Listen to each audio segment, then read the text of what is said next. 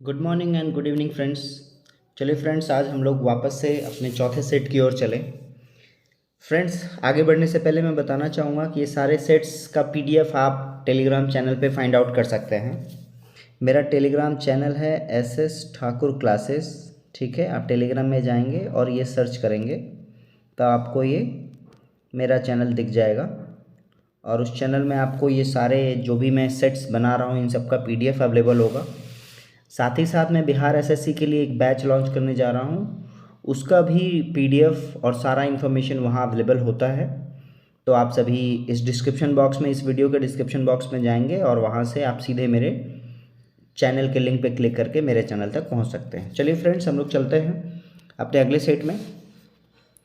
इस सेट का सबसे पहला क्वेश्चन हम लोग देखते हैं। निम्नलिखित में से संविधान का वह कौन सा अनुच्छेद है जो जम्मू कश्मीर को विशेष प्रदान करता था? देखिए, ये हट चुका है, आर्टिकल 370 है, आप लोग को अच्छे से पता है। नेक्स्ट, भारतीय संविधान का कौन सा भाग संविधान की आत्मा कहलाता है? तो ये आपको पता है, संवैधानिक उपचारों का अधिकार। ये आपका क्या है? आर्टिकल 32 है ना, जिसको भीमराव अम्बेडकर ने संविधान की आत्मा कहा था। संवैधानिक उपचारों का अधिकार का मतलब आपको जो फंडामेंटल राइट दिए गए हैं उसको सेव करने का ये प्रोसेस है। क्लोरोफॉर्म का प्रयोग कहाँ किया जाता है? तो क्लोरोफॉर्म का यूज हम लोग को पता है, बचपन से देखा हम लोगों ने। क्लोरोफॉर्म का यूज बेहोश करने के लिए होता है और बेहोशी का इंग्लिश क्या होता है? निश्चेतक।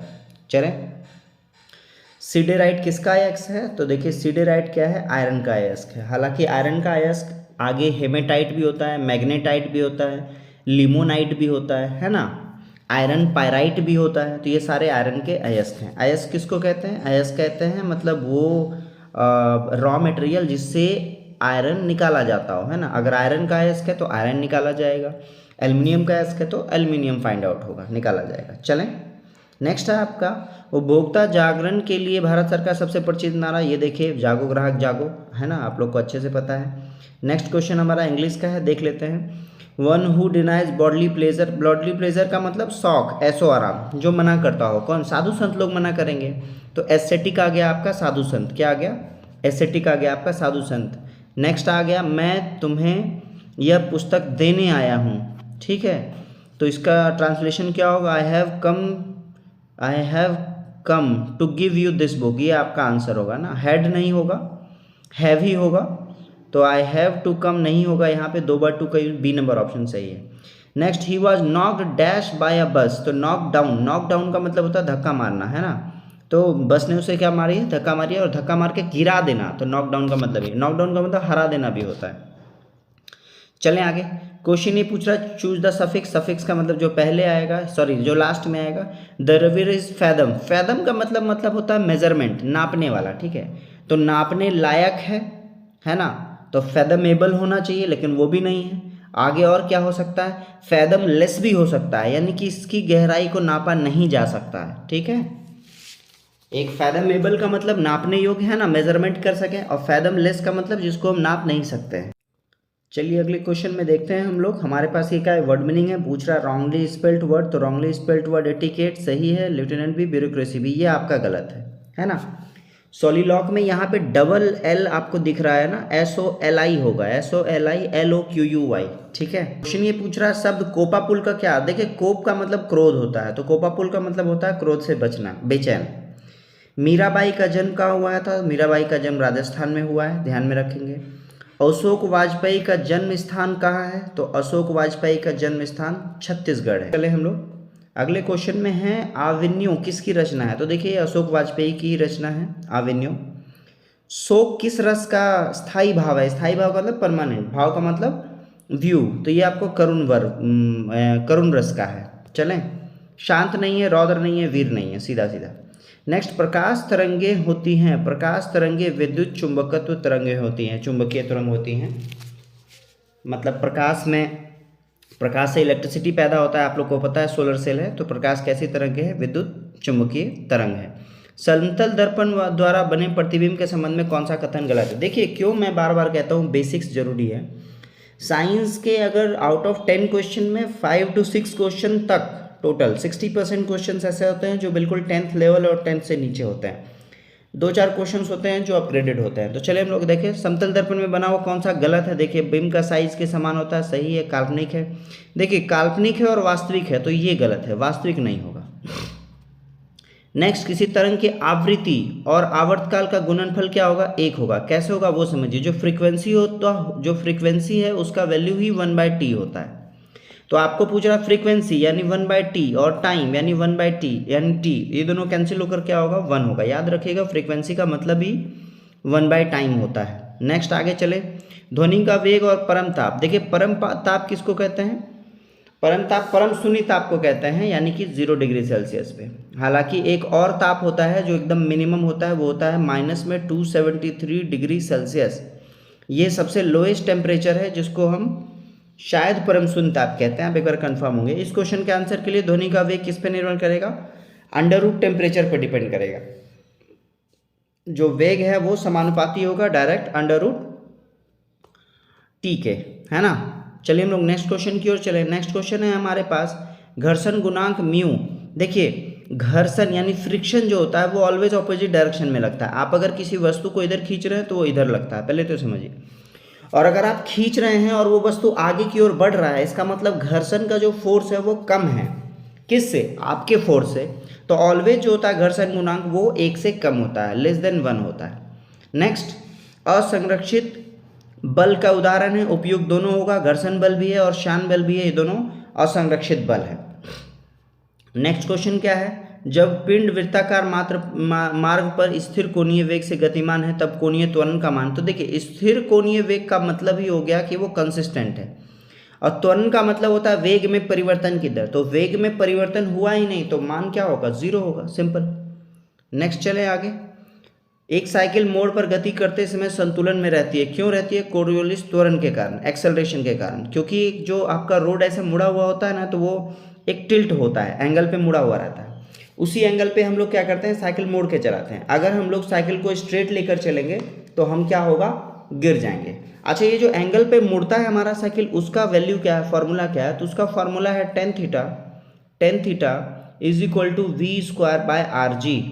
r यहाँ क्या है, वो जो ऐसे रोड मुड़ा है उसका रेडियस, क्योंकि उसका सर्टेन कोई गोला बनेगा, है ना, सर्कल बनेगा। v² आपका वेग है और g आपका क्या है, ग्रेविटेशनल फोर्स। चलें आगे, बल आघूर्ण पैमाना है। बल आघूर्ण पैमाना है किसका, पिंड को घुमाने की क्षमता का। नेक्स्ट, एक युग्म बनता है। अच्छा, युग्म का मतलब क्या होता है, पेयर। पेयर कब बनेगा, तो पेयर जब दो अलग अलग चीजें एक साथ होंगी तो पेयर बनेगा। तो यहाँ पे क्या है, समान परिमाप के दो भिन्न समांतर बल हो तब हमारा क्या बनेगा, युग्म बनेगा। चलें आगे, चलिए हम लोग अगले क्वेश्चन पे चलें। देखिए क्वेश्चन नंबर 31 क्या कह रहा है, एक देश के सामान्य निवासियों और उनके संपत्तियों द्वारा उत्पादित सभी अंतिम वस्तुओं और सेवाओं का मूल्य कहलाता है, चाहे देश के बाहर या भीतर उत्पादन किया गया हो। इस क्वेश्चन का आंसर क्या होगा, सकल राष्ट्रीय उत्पाद, ग्रॉस डोमेस्टिक प्रोडक्ट। अच्छा, सकल राष्ट्रीय उत्पाद में देश के बाहर कमा रहे हो, देश के अंदर कमा रहे हो, लेकिन नागरिक किसके होने चाहिए, सेम देश के होने चाहिए। तो आंसर आपका ए होगा। भारत में राष्ट्रीय और प्रति व्यक्ति आय पर रिपोर्ट देने के लिए निम्नलिखित में से कौन जिम्मेदार है। तो देखिए जो सांख्यिकी डिपार्टमेंट होता है वो जनरली रिपोर्ट हम लोग को प्रोवाइड करता है। तो ये रहा सांख्यिकी डिपार्टमेंट, जिसको स्टैटिस्टिक्स भी कहते हैं। नेक्स्ट क्वेश्चन है आपके पास, 8 से 10 जनवरी 2023 तक 17वां भारतीय प्रवासी दिवस। देखिए भारतीय प्रवासी दिवस यानी NRI डे, और ये सेलिब्रेट होता है बेसिकली हर साल 9 जनवरी को। और ये क्यों सेलिब्रेट होता है, क्योंकि महात्मा गांधी 1915 9 जनवरी को इंडिया आए थे, उन्हीं की याद में हम लोग ये सेलिब्रेट करते हैं। और इस बार ये MP इंदौर में हुआ था। कहाँ हुआ था, MP इंदौर में। ये 17वां नंबर का था, ये भी आपको ध्यान में रखना है। चलिए अगले क्वेश्चन में देखें हम लोग, निम्न से कौन सा अप्रत्यक्ष कर है। ये सीमा शुल्क आपका क्या है, अप्रत्यक्ष कर है। अप्रत्यक्ष कर क्या होता है, अप्रत्यक्ष कर का मतलब होता है कि जो हम लोग इनडायरेक्ट वे में देते हैं। नेक्स्ट, बैंक अपनी तरल परिसंपत्तियां, अच्छा तरल परिसंपत्तियों का मतलब लिक्विडिटी होता है, और कुल जमा के बीच एक अनुपात हो बनाए रखती है, आवश्यक है। यह अनुपात क्या कहलाता है, यह अनुपात SLR कहलाता है, स्टैट्यूटरी लिक्विडिटी रेशियो, है ना। हालांकि CRR भी होता है। तो कैश रिजर्व रेशियो में हम लोग क्या करते हैं, RBI के पास जमा कर लेते हैं।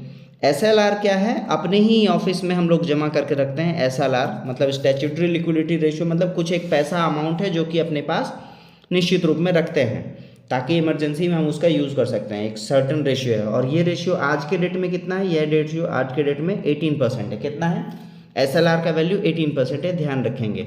नेक्स्ट क्वेश्चन है, मुद्रास्फीति कम करने के लिए निम्नलिखित में से कौन सा उपाय नहीं किया जाता है? तो देखिए नहीं किया जाता है वो है रिवर्स रेपो रेट।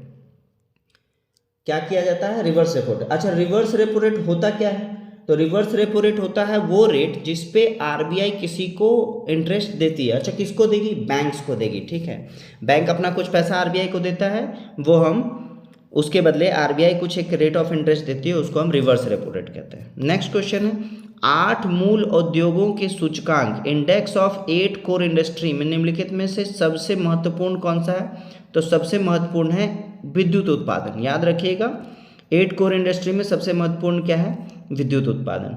माउंटबेटन योजना क्या है? तो माउंटबेटन योजना में देखिए पाकिस्तान की मांग को स्वीकार की गई थी, नहीं बल्कि स्वीकार किया गया था। भारत विभाजन की मांग को स्वीकार करना, ठीक है, ये आपका क्या है, माउंटबेटन योजना, क्योंकि ये आया था 1947 में। 1946 में आपका क्या आया था, कैबिनेट मिशन आया था, उसने भारत और पाकिस्तान को अलग अलग नहीं किया था, ठीक है।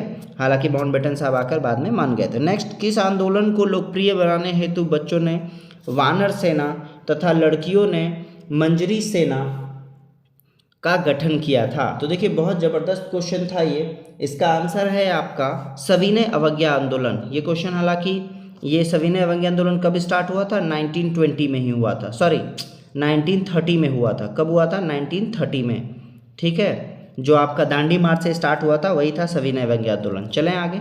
अगला क्वेश्चन है आपका, दक्षिण पूर्व एशिया में विश्व की आधे से अधिक आबादी क्यों मिलती है?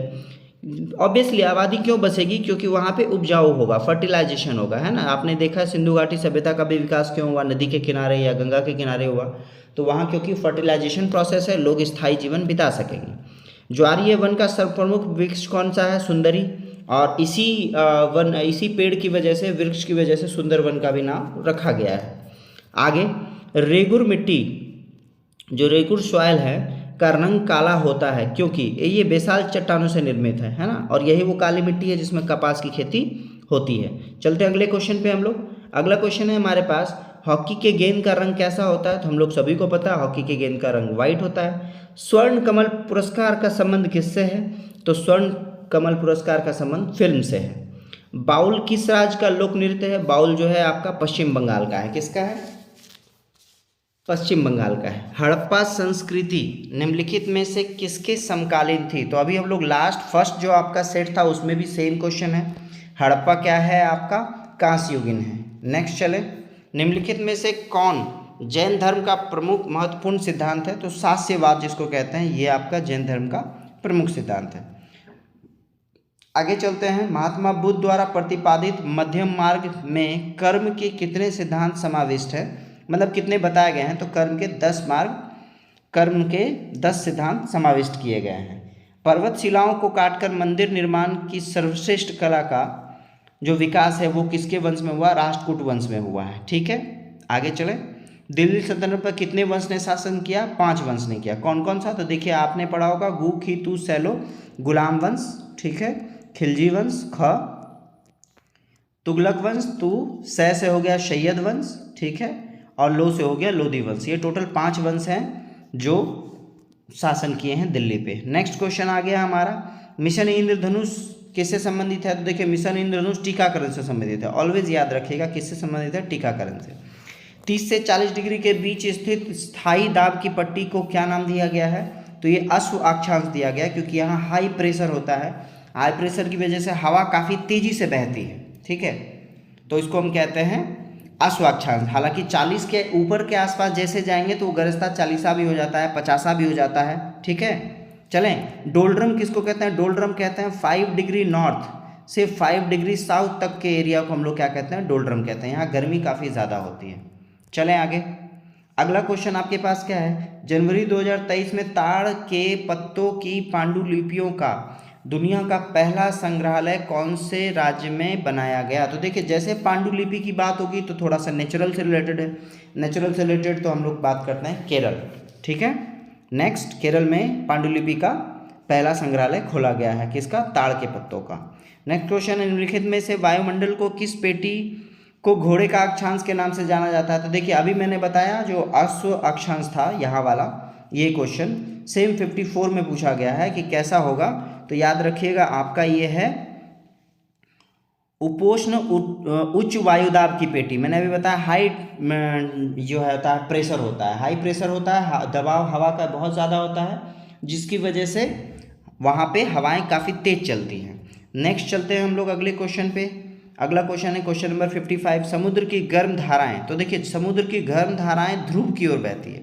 आपका ये जो अर्थ है ये आपका इक्वेटर है, इक्वेटर के आसपास आपको पता है 20 degree north, 20 degree 23.5 degree north और 23.5 डिग्री साउथ है।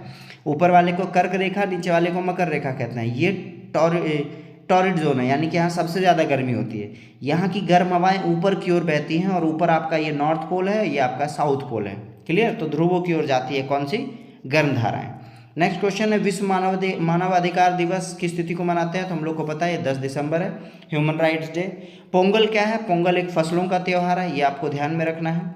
नेक्स्ट क्वेश्चन, सूर्य की सबसे अधिक तिरछी किरणें, ये भी ध्रुवों पर पड़ेंगी, आपको पता है। सनलाइट ये आपका बीच में ज़्यादा पड़ेगा और यहाँ अगर सन है आपका तो ये ऐसे सबसे एंगल से कहाँ पड़ेगा? ध्रुवों पे, नॉर्थ पोल और साउथ पोल पे। उत्तर भारत में चक्रवाती वर्षा किस मौसम में होती है? तो ये जाड़े के मौसम में होती है। देखिए नवंबर दिसंबर के टाइम में भी बारिश होती है, उसको चक्रवाती वर्षा कहते हैं। नेक्स्ट क्वेश्चन आ गया आपका अंतर्राष्ट्रीय महिला दिवस 2023 की थीम क्या है? ये भी बहुत मोस्ट इंपॉर्टेंट क्वेश्चन है। यह है एम्ब्रेस इक्वलिटी। एम्ब्रेस का मतलब होता है गले लगाना, है ना, अपनाना। नेक्स्ट क्वेश्चन है आपके पास संप्रभुता का मूल शब्द क्या है? तो संप्रभुता का मतलब होता है सुपर एनस। क्या होगा? Super anus. चले आगे, ये एक इंग्लिश का वर्ड है। सुपर एनस का मतलब होता है, संप्रभुता का मतलब हो गया आप खुद पे डिपेंड है, किसी और पे डिपेंडेंट नहीं है। नेक्स्ट क्वेश्चन है आपके पास एक सामान्य सूक्ष्म सेल में विद्युत अपघट्य होता है। अच्छा, विद्युत अपघट्य का इंग्लिश होता है इलेक्ट्रोलाइट। इलेक्ट्रोलाइट वो लिक्विड है। क्या है? लिक्विड है, तरल पदार्थ है जो कि डाला जाता है कहाँ पे? कोई ड्राई सेल में। तो ये आपका क्या है? आपका अमोनियम क्लोराइड है, NH4Cl है। चलें आगे, प्लास्टर ऑफ पेरिस का सूत्र क्या है? तो प्लास्टर ऑफ पेरिस का सूत्र होगा calcium sulphate into half H2O। मैंने उस दिन भी बताया था फर्स्ट सेट में भी। जिप्सम का फॉर्मूला अगर होगा तो वो 2H2O हो जाता है। ठीक है, बात समझे? तो प्लास्टर ऑफ पेरिस का फॉर्मूला क्या है आपका? CaSO4 into half H2O। Next question है वायु एक है, क्या है? तो समांगी मिश्रण। समांगी मिश्रण का मतलब जो पूरी तरह से मिला हो, जिसको हम अलग अलग नहीं कर पाए, है ना। गैसों का समांगी मिश्रण है, जिसमें हम लोग नाइट्रोजन को अलग नहीं कर सकते या और भी अदर गैसेस हैं ऑक्सीजन के साथ अलग नहीं कर सकते। नेक्स्ट क्वेश्चन है विरंजक चूर्ण के लिए कौन सा कथन असत्य है? तो देखिए विरंजक चूर्ण के बारे में कह रहा है कि हल्का पीला रंग का होता है, जो गलत है। ब्लीचिंग पाउडर जो हम लोग खरीद के लाते हैं वो प्योर वाइट होता है। ठीक है, चले आगे। नेक्स्ट क्वेश्चन है हमारे पास क्वेश्चन नंबर 66, मधुमक्खी कॉलोनी के सदस्य एक दूसरे को किस प्रकार पहचानते हैं? तो मधुमक्खी एक दूसरे को क्या स्मेल से पहचानेंगे, गंध से पहचानेंगे। शहद का जो प्रमुख घटक है वो क्या है? तो शहद का प्रमुख घटक क्या होगा? फ्रक्टोज होगा। ठीक है, चलें। वृक्षों से पुराने पत्ते का गिरना क्या दर्शाता है? तो किसकी कमी होगी? मैग्नीशियम की कमी होगी, जिसकी वजह से वृक्ष के पत्ते गिरते हैं। नेक्स्ट क्वेश्चन है हमारे पास क्वेश्चन नंबर 69, वर्तमान प्रमाण के अनुसार पृथ्वी पर सर्वप्रथम किस जीव का उद्गम हुआ है? तो आपको पता है सबसे पहला जलीय जीव हुआ है ना, जलीय जीव हुआ है।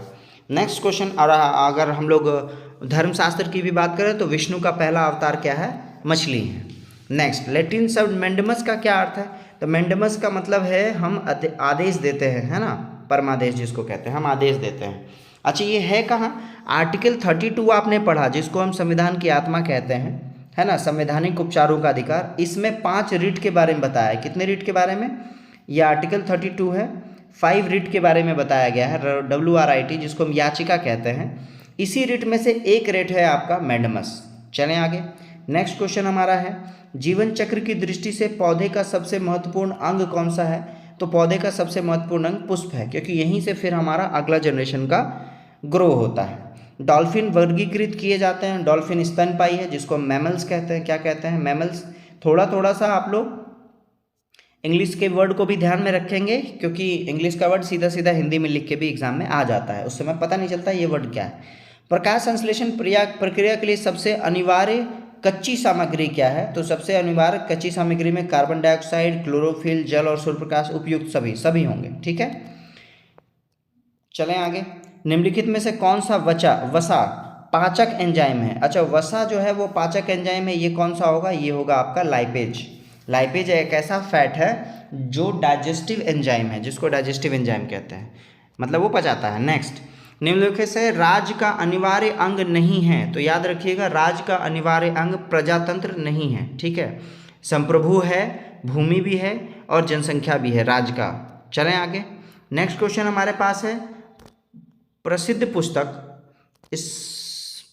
पुस्तक स्पिरिट ऑफ लॉज में निम्नलिखित में से किस सिद्धांत का प्रतिपादन किया है? शक्ति का प्रतिकरण सिद्धांत। याद रखिएगा आर्टिकल 50 हमारे संविधान का जो आर्टिकल 50 है उसमें भी कार्यपालिका और न्यायपालिका में डिफरेंस बताया गया है। वो डिफरेंस इसी चीज़ के लिए है, शक्ति का पृथक्करण सिद्धांत के तहत है, और ये स्पिरिट ऑफ लॉज के तहत आता है। चलें आगे। नेक्स्ट क्वेश्चन है, भारत का प्रधानमंत्री क्या होता है? चयनित होता है, नियुक्त होता है, निर्वाचित होता है, मनोनीत होता है? तो नियुक्त होता है ना, राष्ट्रपति इनको नियुक्त करता है। भारत में किस वर्ष लेखांकन को लेखा परीक्षक से पृथक किया गया है? तो ये है आपका 1976। बेसिकली ये जो बात हो रही है ये कैग की बात हो रही है। ठीक है, कैग के डिफरेंट वर्क्स की बात हो रही है। इससे पहले कैग यानी कंट्रोलर एंड ऑडिटर जनरल जो आर्टिकल 148 में है, इसकी चर्चा कहाँ है? आर्टिकल 148 में है। इसके पास ये दोनों काम था। 1976 से ये दोनों काम को क्या कर दिया गया? सेपरेट कर दिया गया। अगले क्वेश्चन की ओर चलें। आश्रु गैस है, तो आप मैंने लास्ट क्लास में भी आपको बताया आश्रु गैस में क्लोरीन होता है, और इवन की जो आपका ब्लीचिंग पाउडर है उसमें भी क्लोरीन है। प्रकृति रबर किसका बहुलक है? प्रकृति रबर आइसोप्रीन का बहुलक होगा। नेक्स्ट फिर देखिए हमारे पास कुछ मैथ्स के क्वेश्चन आ रहे हैं, 1 2 3 4 5। नेक्स्ट 86, 1789 की क्रांति के बाद फ्रांस में किस प्रकार की शासन व्यवस्था थी? तो देखिए संवैधानिक शासन व्यवस्था थी, है ना। जैसे ही आप राजा को हटाएंगे तो उसके बाद आपके पास डेमोक्रेसी आता है, तो वही डेमोक्रेसी की बात हो रही है। जुते हुए खेत के प्रमाण किस हड़प्पा स्थल से मिले हैं? तो एक कालीबंगा से मिले हैं, और आपको पता होगा कालीबंगा कहाँ है? राजस्थान में है। कहाँ है? राजस्थान में है। नेक्स्ट, भारत में हरित क्रांति किस दशक में शुरू हुई? 1960 के दशक में। बेसिकली 1967 से 70 में आपका क्या हो गया? कृषि मतलब हरित क्रांति भारत में इसका असर दिखने लगा बहुत अच्छे से। भारत में कुल्लू घाटी निम्नलिखित में से किसकी खेती के लिए प्रसिद्ध है? तो कुल्लू घाटी सेब के लिए है, और कुल्लू घाटी है कहाँ? हिमाचल प्रदेश में। ये आप ध्यान में रखें, कुल्लू घाटी कहाँ है? हिमाचल प्रदेश में। निम्नलिखित में वह इस्पात संयंत्र कौन सा है जिसकी स्थापना द्वितीय पंचवर्षीय योजना के दौरान नहीं की गई? ये ध्यान में रखेंगे, क्वेश्चन में पूछ रहा है द्वितीय पंचवर्षीय योजना के दौरान नहीं की गई, तो इसका आंसर आपका क्या होगा? बोकारो होगा, क्योंकि इसके अलावा ये जो 3 हैं आपके पास, ये तीनों क्या हो गया? द्वितीय पंचवर्षीय योजना। अच्छा, पंचवर्षीय योजना 5 साल में होती है ना। जो पहला पंचवर्षीय योजना था वो 51 से 56 था, और दूसरा क्या होगा? 56 होगा, और फिर 56 से 61 होगा। और ये जो बोकारो बना है ये बना है आपके 1964 के आसपास, और बोकारो ठीक है और भिलाई ये दोनों का दोनों रसिया के थ्रू बना है, रसिया ने इसके लिए हेल्प किया था।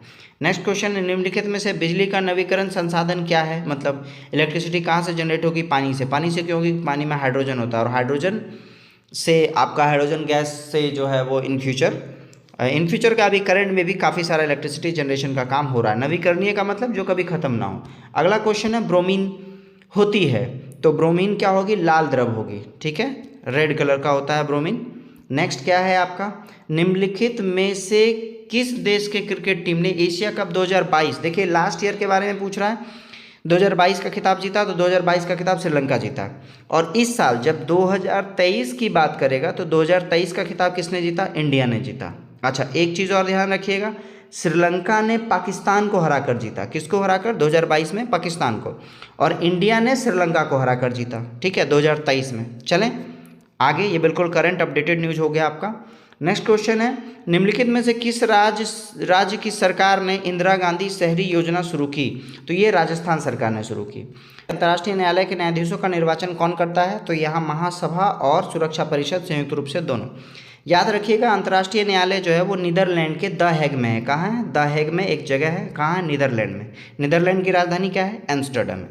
नेक्स्ट क्वेश्चन है, choose the correct passive form. देखिए प्लीज़ हेल्प हर का पैसिव फॉर्म क्या होगा?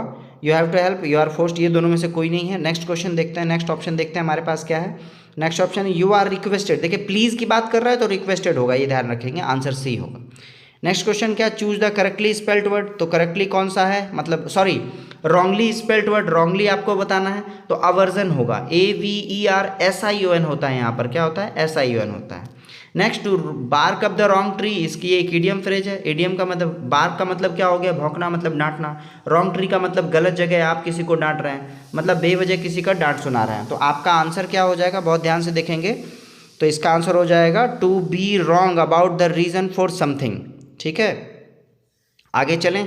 नेक्स्ट क्वेश्चन है आपके पास, choose the grammatical wrong part. तो देखिए we will have to walk now since we had, देखिए यहाँ प्रेजेंट की बात कर रहा है और यहाँ हैड की बात कर रहा है, यहाँ पे नहीं होगा, सिंस वी मिस्ड द बस। ठीक है, तो सिंस वाला पार्ट का क्या है, आंसर सी क्या होगा, गलत होगा, सीधा सीधा आंसर होगा since we missed the bus. Next question है, पीताम्बर निम्नलिखित में से किस समास का उदाहरण है। तो देखिए पीताम्बर जो है वो है आपका तत्पुरुष समाज का। तत्पुरुष समाज क्या होता है, सॉरी तत्पुरुष नहीं है, ऑप्शन में देखें यहाँ पे कर्मधारय समाज है। अच्छा, कर्मधारय समाज होता क्या है, कर्मधारय समास का मतलब होता है कि जिसका पहला पार्ट, ठीक है, वो विशेषता बताता हो दूसरे पार्ट का। तो पीताम्बर का मतलब यही जो है देखेंगे यहाँ पे, पीत का मतलब हो गया पीला, ठीक है, तो पीला कलर है किस चीज़ का, अंबर का मतलब हो गया वस्त्र, अंबर का मतलब हो गया वस्त्र, तो वस्त्र पीला है। तो देखिए जब भी ऐसा हो तो याद रखिएगा ये कौन सा समास है, कर्मधारय समास है। क्या है, कर्मधारय समास है, जिसमें पहला वर्ड विशेषण बताता हो दूसरे का। चलिए all of you all the best.